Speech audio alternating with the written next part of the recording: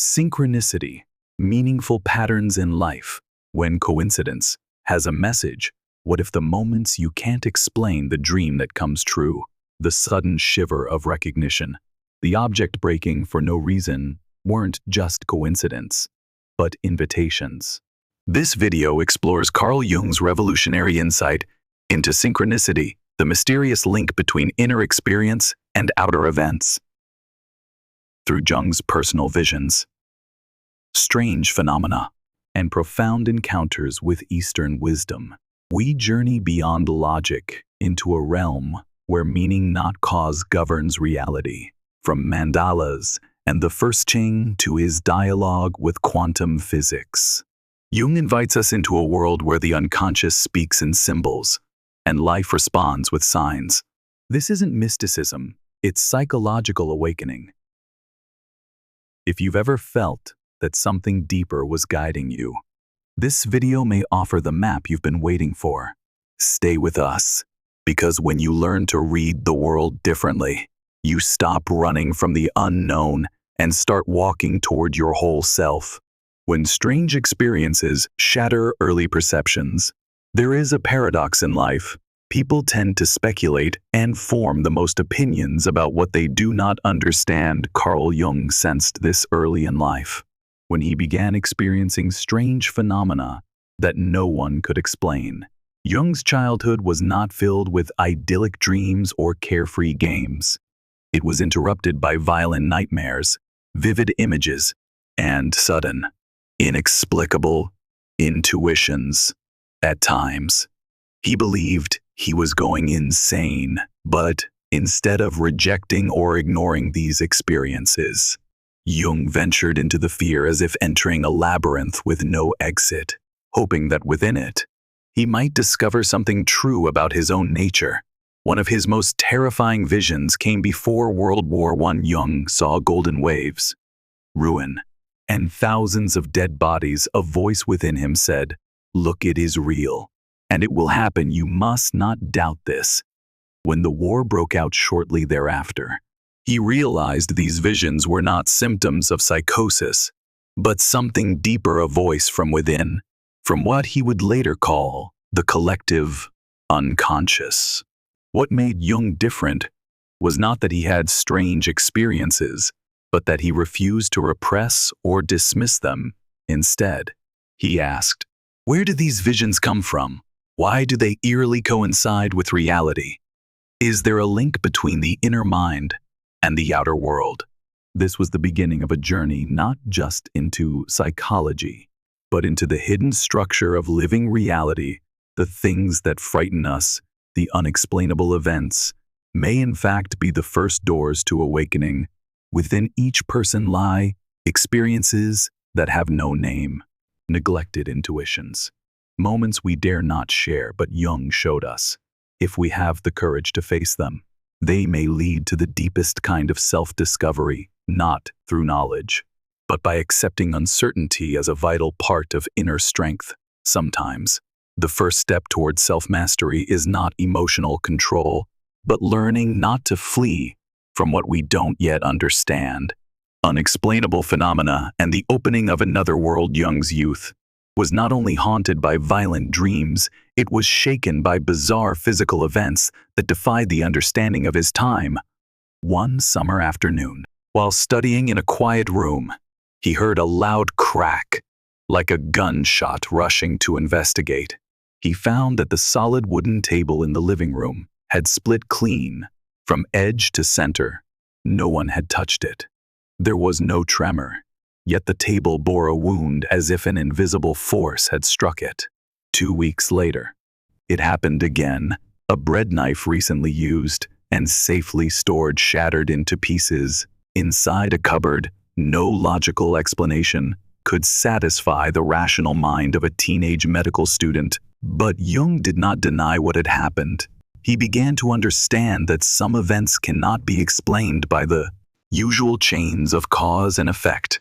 This awakened in him a new kind of intuition. The world does not operate only on mechanical principles. There is another frequency, where meaning itself becomes the primary law. These were not merely curiosities or superstitions. They were invitations from the inner world to let go of the absolute faith in reason and ask, what connects the material world to the realm of spirit? Modern society teaches us that everything must be proven, measured, calculated, analyzed, but some events do not come to be explained. They come to awaken. They arrive like taps on the door of consciousness, and if we are sensitive enough to listen, we begin to see the world entirely differently.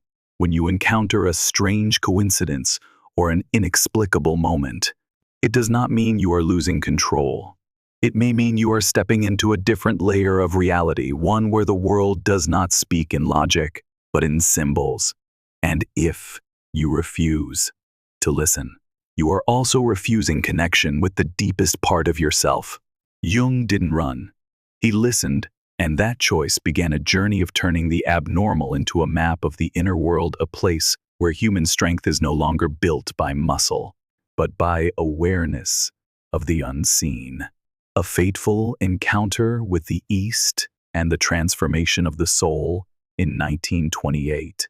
While drawing mandalas in his red book, a deeply personal inner journey recorded in images and symbols, Jung received a destined gift, a translation of The Secret of the Golden Flower, sent by his close friend Richard Wilhelm. It was an ancient Taoist text from China, filled with meditative instructions for achieving spiritual wholeness. Jung was stunned. The symbols in the book, golden castles, circles of light, thousand-petaled flowers, eerily mirrored the drawings he had already made.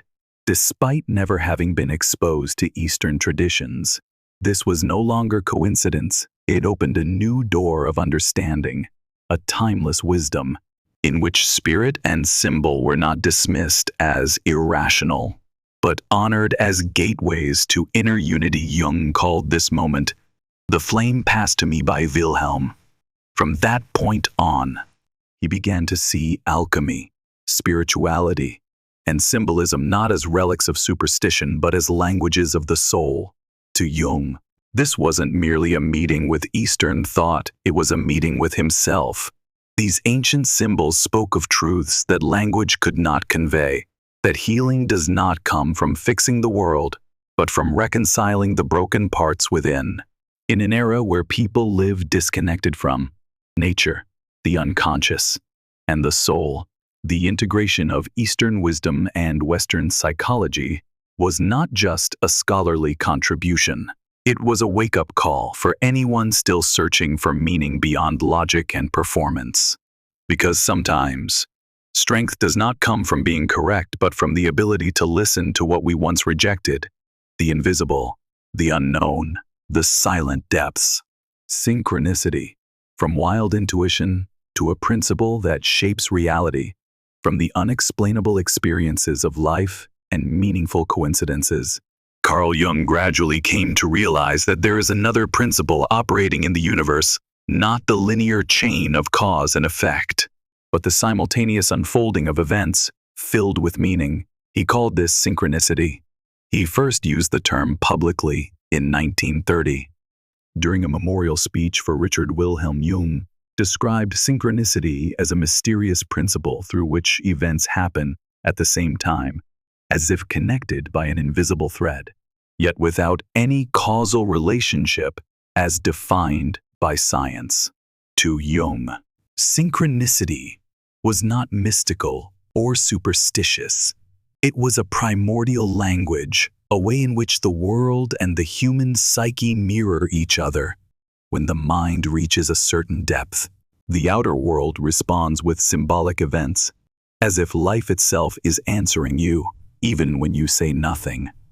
Synchronicity doesn't happen to everyone, nor does it happen all the time. It usually occurs during crises, transformation, or moments when we become open to the unconscious. This principle challenges the belief that only the measurable is real. Jung did not reject science, but he warned, if we live only by logic and ignore our inner depths, we lose what is most sacred, the living connection between self and world. Synchronicity doesn't ask us to believe it, invites us to feel. It is the whisper of the universe for those who have gone too far from themselves and are beginning the journey home. When you encounter a coincidence so striking, gives you chills, makes you pause, don't dismiss it as chance. Ask instead, is something within me speaking through the image of the world? This is no longer wild intuition. It is the roadmap of awakening. Mandala, the sacred image that guides you back to the self in the most chaotic and disoriented periods of his life. Carl Jung didn't turn to theory he drew not to express, but to listen. Circles, patterns spiraling around a center began to emerge organically, as if some inner force was guiding his hand. This was the mandala, an ancient symbol representing wholeness and the deepest self, which Jung called the self. The mandala is not merely a beautiful drawing or a meditative motif for Jung. It was a living symbol of the individuation process, the path through which a person becomes their truest, most integrated self. Each rotation, each layer of pattern, dot reflects a layer of the soul being revealed, accepted, and unified. The mandala reveals that inner development does not follow a straight line. It is a circular movement, repeating, dot returning, expanding, but always oriented toward the center. And at that center lies the self, not the loud, performative ego, but the deep, quiet, steadfast core of who we are. When you see a mandala in a dream, during meditation, or in the images that subconsciously attract you, it may be a sign that your psyche is trying to return to its center. In a world that constantly demands you become someone, the mandala whispers, return to who you already are. For Jung, discovering one's personal mandala was not only therapeutic, it was destiny. It marked the moment when a person stops chasing external roles and begins to listen to the inner call. And this act, seemingly passive, is the first step to building true inner strength, not a strength based on controlling others, but one rooted in the deep integration of your soul's fragmented parts. The mandala reminds us, wholeness cannot come from the outside. All healing begins by going inward, by finding that unchanging center amidst the endless spinning of life. I Ching, an ancient gateway to intuition and healing.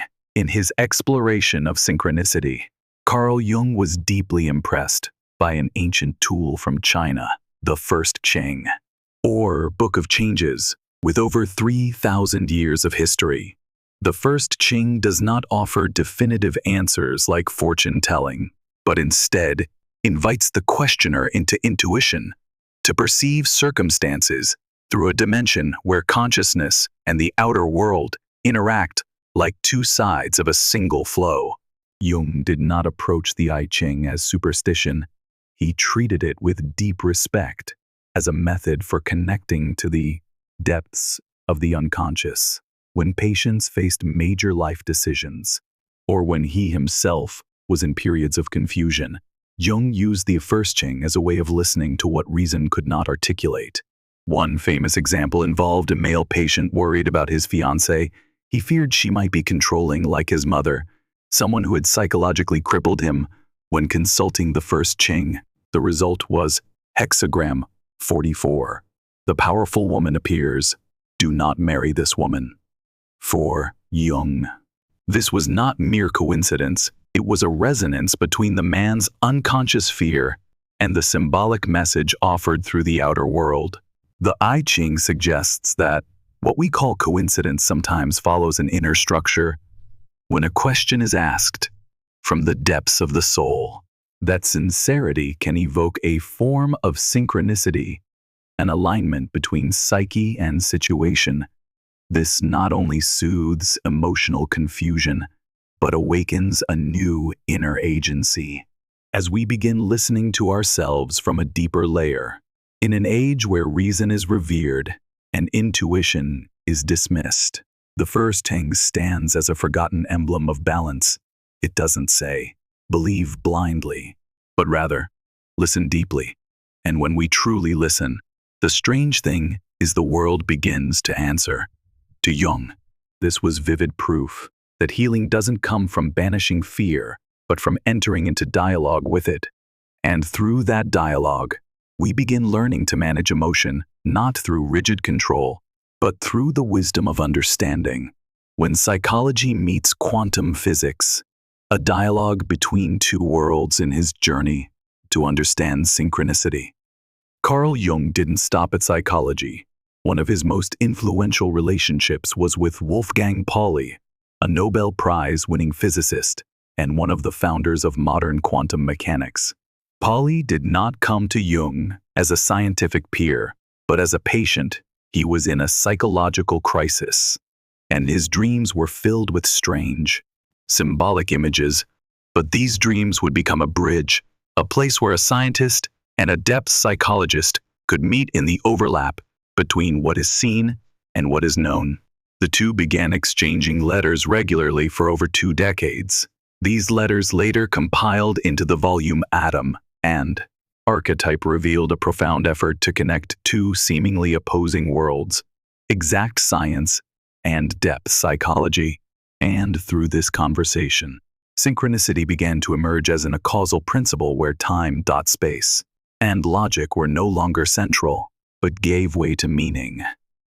Together, they asked, is there a deeper layer of reality where mind and matter are not separate? Jung called this annus mundus, a unified world, where psyche and physics are not in opposition, but in parallel. The meeting between Jung and Pauli showed that healing is not just emotional. It is the reintegration of fragmented modes of human understanding.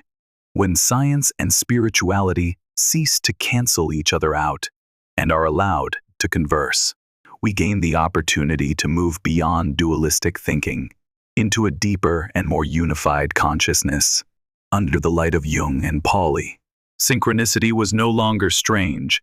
It was the sign of an underlying order that can only be sensed when we are quiet enough, deep enough, and honest enough to perceive it. And that is where the deepest form of self-mastery begins, when we stop forcing everything into a framework and instead begin to perceive the hidden connections between seemingly random events. When psyche and reality merge, we are no longer victims of life, we become conscious participants in it. Archetypes, the invisible patterns shaping your life. Carl Jung believed that behind every thought, feeling, or behavior, invisible scripts operate beyond our awareness. These are the archetypes, primordial patterns stored within the collective unconscious. They do not belong to any one individual, yet they live through all of us. They appear in myths, legends, dreams, from the nurturing mother, the brave hero, to the dark shadow. These are not merely characters, but psychological blueprints, patterns that shape how we feel the world, respond to others, and even how we perceive ourselves. The problem is, when we are unaware of them, we become controlled by them, mistaking them for our true personality. A person may become aggressive, not out of innate cruelty, but because they are driven by a repressed shadow. Another may constantly sacrifice themselves for others, not from sainthood, but because they're unconsciously living out the savior archetype, while silently harming their own well-being. Jung never suggested we eliminate archetypes. In fact, he believed that only by becoming aware of them can we integrate and master them. To understand our archetypes is the first step towards self-regulation at the root, not just treating the surface symptoms, but addressing the core structure. Sometimes, deep transformation doesn't begin with dramatic action, but with a quiet reflection. What archetype am I living out? And is that truly me?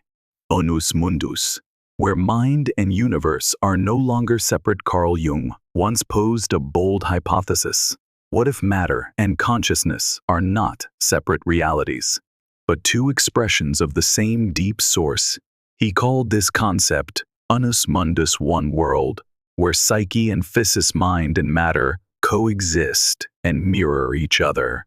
This idea was not mere philosophy. Jung observed that in synchronicity, The inner and outer worlds seem to converge meaningfully. A dream arises, then comes true. An inner image aligns eerily with an outer event. These can't be dismissed as random, they are footprints of a unified reality.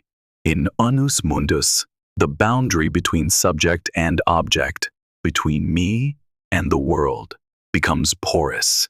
You are no longer just an observer of life, but part of a greater flow, where every symbol, every event, every feeling plays a role. Jung never rejected logic or science, but he warned, if we only look at the world with one eye reason, we will miss the other half of truth. Unus mundus invites us to live with both eyes open, one looking outward, the other inward. Only then can we understand the world, not to control it, but to live in profound harmony with it and with ourselves, because ultimately, you are not alone. You are a note in the great symphony that the world is composing. When the world truly speaks, coincidences beyond probability. In his research on synchronicity, Carl Jung collected many stories of meaningful coincidences that seem to stretch far beyond the bounds of randomness. These examples weren't just surprising, they made us question, could the world be communicating with us in ways we've never considered? One patient told Jung about a dream involving a golden scarab beetle, an ancient Egyptian symbol of rebirth. As she recounted the dream, a real scarabide beetle, a rare species in that area, flew into the room and hit the window. Jung opened the window, caught it, and placed it in her hand, saying, "Here's your beetle." That moment shattered her rigid rationalism and marked the true beginning of her healing process. Or consider the case of a student who dreamed of walking through an unfamiliar Spanish city. After passing his exams, he went on a trip and was stunned to find the exact city from his dream, down to the horse-drawn carriage and its two cream-colored horses. Jung did not claim that every coincidence is synchronicity, but when an external event aligns strikingly with an inner experience, especially one that emotionally stirs you, it may be a message from the deeper layers of your being. Synchronicity is not illusion. It is the resonance between the unconscious and the world, a sign that you are in the right place, at the right moment, to hear something important in that moment. The world is no longer silent. It speaks in the language of meaningful simultaneity, living symbols, recurring dreams, and the line between reality and delusion. Carl Jung warned that synchronicity can be misunderstood. Not every coincidence carries deep meaning, and not everyone is grounded enough to distinguish between an awakening experience and a descent into delusion. In therapy, he met many individuals, especially those suffering from psychosis, who believed that everything around them carried a personal message. They thought the TV was speaking directly to them, that advertisements were omens, or that passersby held secret codes. Jung called this a distortion of archetypal perception, when unconscious images overwhelm the ego's ability to regulate reality. Yet Jung never dismissed synchronicity because of this danger. On the contrary, he insisted that synchronicity is real, but it only holds meaning when we balance reason and intuition. The difference between awakening and delusion lies in the ability to observe without being consumed. The awakened person doesn't label everything as a sign, but allows a living symbol to dwell in the psyche long enough for it to reveal its meaning naturally. Jung believed synchronicity is not a sign of pathology, but a whisper from the unconscious, inviting us to listen to the deeper layers of ourselves. But to understand, we must learn to walk between two worlds, with our feet on the ground and our hearts open to the invisible. Only then can synchronicity become a path to healing, rather than a trap of private fantasy. The final dream and the farewell of a whole soul 3 days before his death. Carl Jung dreamed he was standing atop a high mountain, bathed in radiant sunlight. Before him was a massive stone, and carved into it were the words, "Let this be the symbol of the wholeness you have achieved and the oneness you have become." In another dream, He saw a square garden with trees whose roots were intertwined in gold, a classic symbol of spiritual union, the final crystallization of the individuation journey. Shortly after, while Jung's close friend Lorenz van der Post was sailing from Africa to Europe, he too dreamed of Jung waving goodbye. Then a storm arose. Lightning struck the ancient tree in Jung's garden, where he often sat in deep contemplation, as if nature itself had staged a farewell ritual. The dreams, the synchronicities, and the elements converged to play one last movement, a symphony of a life fully lived, a soul that had returned home after listening, facing, and healing. For Jung, death was not an end. It was a convergence, where life's scattered fragments unify into wholeness. At that crossing point, synchronicity ceased to be theory, it became the final heartbeat, in tune with a soul that had truly come home. This is not just the story of one man's death. It is a quiet reminder. If you live with honesty and listen deeply, the world will always whisper what you need to know, even in your last moment. When synchronicity becomes a mirror of your true self, synchronicity is not merely an external event. It is a mirror, reflecting exactly where you are on your inner journey. Every time a coincidence makes you pause, feel, or tremble, it is not a miracle, but a whisper from your deeper self, longing to be heard. When you begin to see meaning in what once seemed random, that is the moment your ego pauses to hear your authentic self, no longer controlling from the surface. You become fully present with your innermost being. Synchronicity becomes a mirror that doesn't reflect appearances, it reflects your motivations, your longings, and your unconscious wounds. A strange coincidence may lead you to a forgotten memory. A recurring symbol may open a door to a disowned part of yourself. At this point, synchronicity ceases to be mystical. It becomes a tool for awareness. You stop chasing external meanings and start asking, why did this touch me? What part of me is it pointing to? When synchronicity mirrors your inner world with honesty, you no longer search for answers in confusion. You begin to live as a mindful observer, not trying to control the world, but recognizing yourself in every experience, and that is the first step toward becoming whole, awakening, or remaining unconscious. What will you choose?